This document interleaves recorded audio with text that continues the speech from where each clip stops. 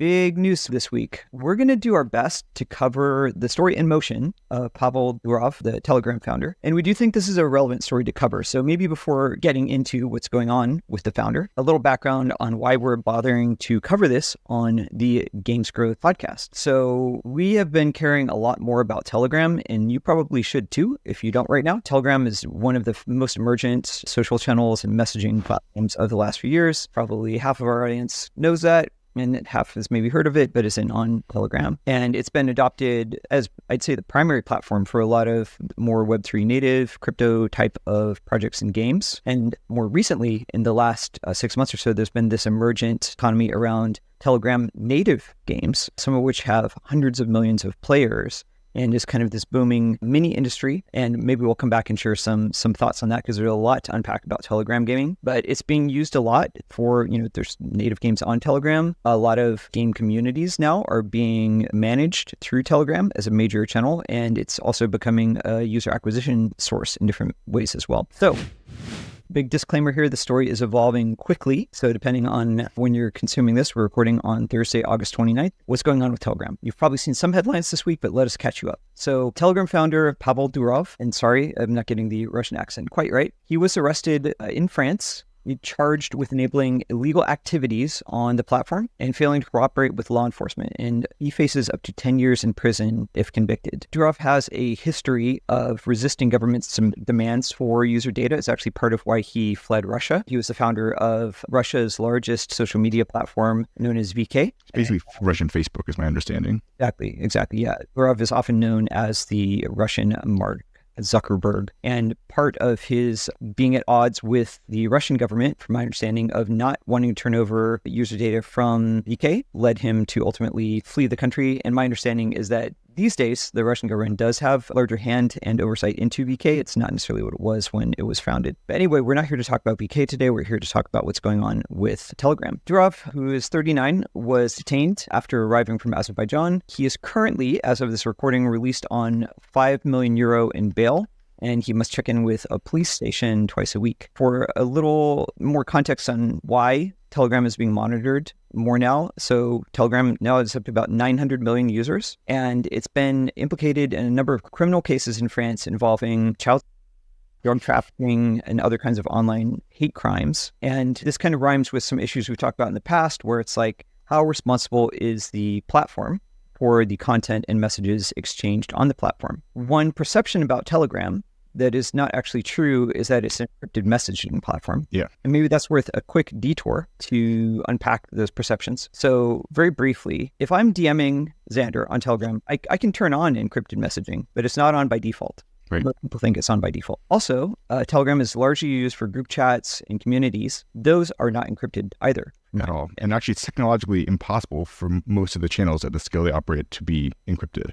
And that's one of the things that is like why this is differentiated from people like WhatsApp, is they let you do these huge multi-million user channels. So that being said, why we mentioned this is that ability to somewhat encrypt communication, and I think more broadly the perception that everything on Telegram is encrypted, is a big reason why it is perhaps more adopted, both for people in delicate or controversial political situations, as well as people doing maybe iffy things with finance, with other criminal activity. At least these are some of the accusations. So Durov's case is part of a broader legal debate over holding tech executives accountable personally for the activities among their users. And of course, this goes into a lot of the talks and debates right now are around free speech on these platforms, around content moderation, around government oversight. A lot of those are probably above the pay grade of this podcast, but I think this issue ties to, it's a bit of an octopus of an issue. One thing I think that is relevant to think about here is like, what does this mean for the other platforms, the more widely adopted platforms by game marketers today? There is no reason that this couldn't set precedent, at least in France, for implications of things that might happen to Meta, to X. So that is something that's going to be very interesting to watch based on the precedent from how Durov's case is resolved. So I think that's high-level overview of what's going on. We gave a little context to why maybe people need to care about what's going on with Telegram and how it might eventually roll up to these other channels. Xander, have you been tracking this story, and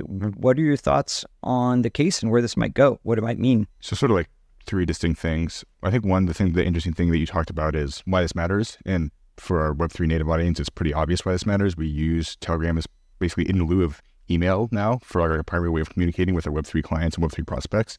And then you talked about sort of the more degen stuff about how people are actually building games and game communities on there. That's why it's important. Makes a lot of sense. As far as what's happening with this case, it's kind of interesting in a couple ways. My understanding is like the reason why the EU is not happy with him is because he is resisting government input, right? So they're basically saying you have access to data that's enabling some types of crimes, the CSAM, they're saying that this exists on Telegram. And the main thing is like people like Meta, they actively engage with the government on these programs, right? And so like someone like Meta is actually fairly well insulated, I think, from this type of intervention because they like have an arms of their organizations who engage with the government on these methodologies. And so I think that's the main thing that differentiates Meta from them and the big ones. And like the one place that you could see that maybe this starts rolling out is like Twitter is famously, and Elon are famously pushing back on the government. Now it seems pretty hard to believe that they would arrest Elon if you flew to France for not like, engaging with them, but it's not impossible. And I think the other thing that's kind of interesting here, I mean, like this is a pretty major geopolitical story and talks about like sort of digital sovereignty. I think that's the interesting part of this.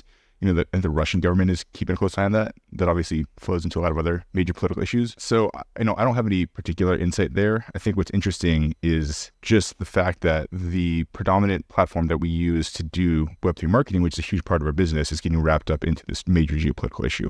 And we'll see what comes of that. I mean, I don't have any particular insight. Yeah, I think it's also of note, like Xander and I are based in the US, which gives us a few biases. My understanding is like Telegram is a lot more mainstream outside of the US and other parts of the world. It's not just like this more niche like crypto thing. And the other bias we have as Americans is just taking free speech for granted, not to get into anything political, but like in France, like they do not have the concept of free speech the same way that we do in US, not making any assessments of which system is more optimal, but just that the things that we take for granted that are legal rights in the United States, this is not the same in France and obviously not the same in Russia. Yeah, I mean, so one other thing that I found that was pretty interesting is apparently the French government, up to and including Macron, were using Telegram as a major way of communicating, like intergovernmentally, which is pretty crazy. That is how to think about it.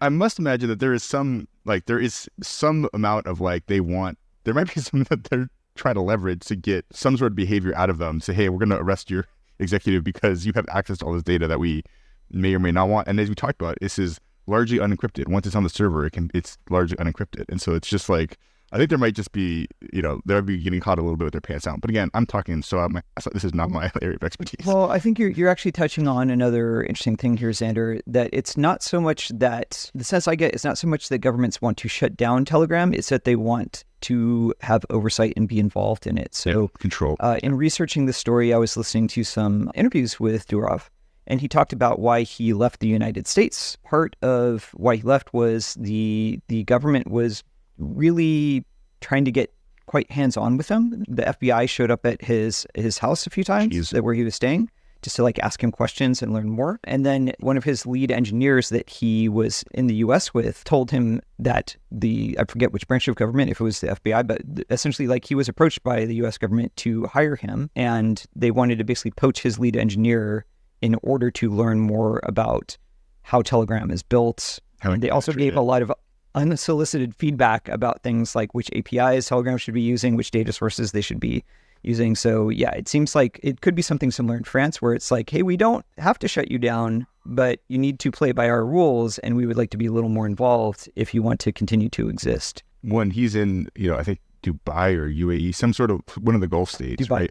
It's Dubai, yeah, okay. So and it makes sense. It's because there's kind of like a laissez-faire attitude towards the historical hegemonic countries in the world, like US, EU, Russia. These guys are emerging as an alternate power source, and they're much happier to say, hey, set up shop here. Well, I'd not say we'll shelter you, but we'll give you carte blanche to behave in a way which you would not necessarily be able to if you were in the United States or elsewhere. So interesting, super interesting when geopolitics starts interacting with games growth. Yeah, big story here. A lot of components to it, but we did think worth touching on because as we alluded to, there's implications for marketers, implications for game developers, implications for social media, all of the above. As always, the pod was brought to you by our team here at Uptick. Here at Uptick, we do games growth stuff. We will be your workforce. We make really awesome software to streamline your workflows, add all kinds of cool prediction and analytics, plug and play. And we love games. We're all nerds. That's what bonds us here. So if you're building a cool game and need nice people to help you grow that game, reach us at uptick.com. It's upptic.com. Talk soon.